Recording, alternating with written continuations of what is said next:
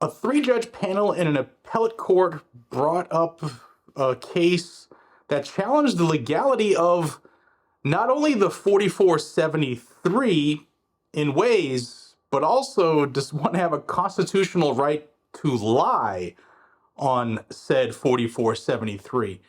Yeah, this one is an interesting case because we've seen a lot of individual scenarios challenging the 4473 and the constitutionality of some of the questions on that form. And this one could lead to a big victory going forward. And let's get into this video about challenges brought to the 4473 and the constitutionality of said process. This is the case I am going to be talking about today, and this was brought in the 7th Circuit U.S. Court of Appeals, and this is in front of a three-judge panel. It's the United States of America versus John Holden.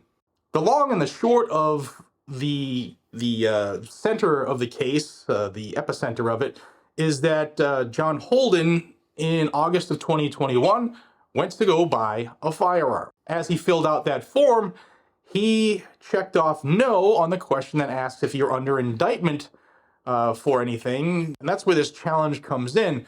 Holden was accused of battery on a public safety official, and he chose no on that because he wasn't indicted for it.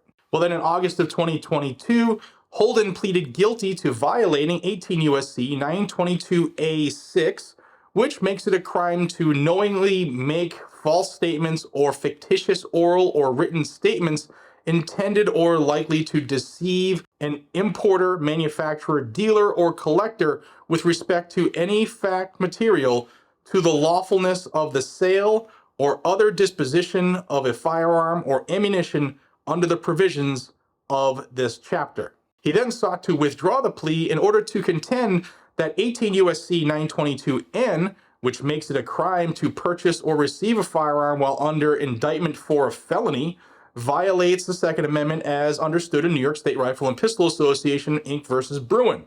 The district court granted his motion and dismissed the indictment, ruling that 922N is invalid.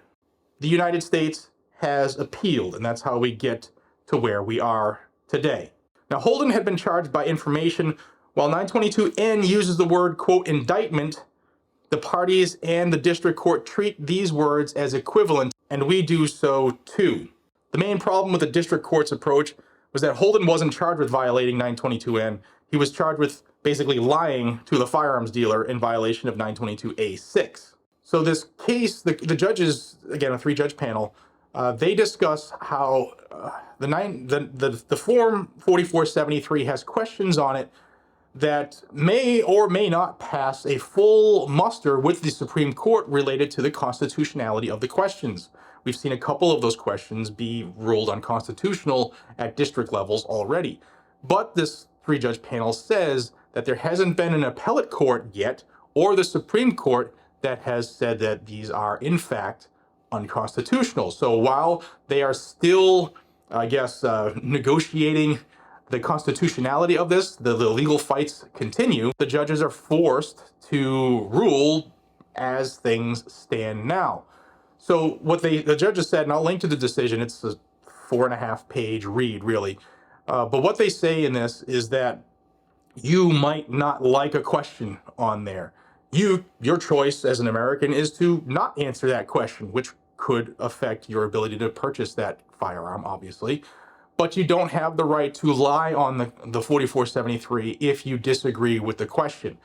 They go into saying, why these questions are there, and if you're under indictment for something and you check yes, then it basically brings a second check, a second peek to see what you're under indictment for. They used examples of, obviously, domestic abusers, illegal aliens, and stuff like that. So in effect, the judges were like, oh, this is cool, because they also said that the federal government has the right to ask for identifying information such as names or social security numbers from people looking to buy firearms. And obviously they say that they have the right, the government does, to keep guns out of the hands of violent people, violent criminals.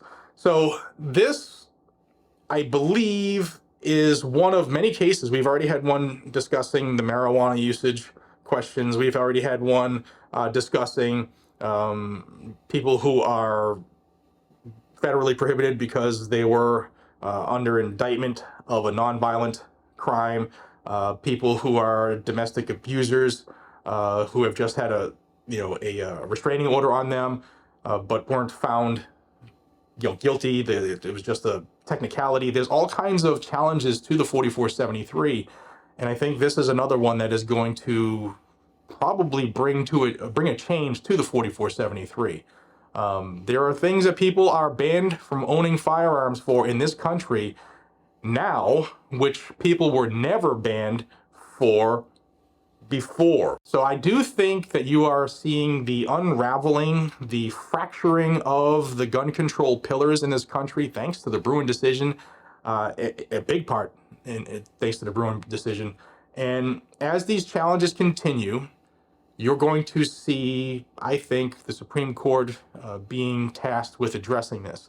Now, this case right now, I don't know if it's going to be appealed. Will they appeal en banc, which means the entire Seventh Circuit? Will they appeal directly to the Supreme Court, or will they just let it sit? That remains to be seen. Still, this decision came out, I believe, on Friday with Father's Day and stuff like that. I just didn't get to it. But I wanted to get this in front of you so you would be aware that there's another challenge to the questions on the 4473. And I want to hear from you. What do you guys and gals think about said questions on the 4473? And why should we be held accountable when people like Hunter Biden, who obviously lied about his drug use when he filled out and lied on a 4473, why should we accept that they'll go after you or me or Mr. Holden, but they didn't go after crackhead Biden? Yeah, this is crazy. I want to hear what you say down below related to the challenges on the 4473, the constitutionality of said form, and I think this would be a good discussion to have in the comment section. If you are not a member of Guns and Gadgets and you love the Second Amendment, you want to know more about challenges to laws, anything from litigation to legislation, anything in between, I bring it to you regularly here on this channel. All you got to do to stay in the know is to subscribe down below. With that, guys and gals, hope you have a fantastic day, and I'll see you on the next one. Take care.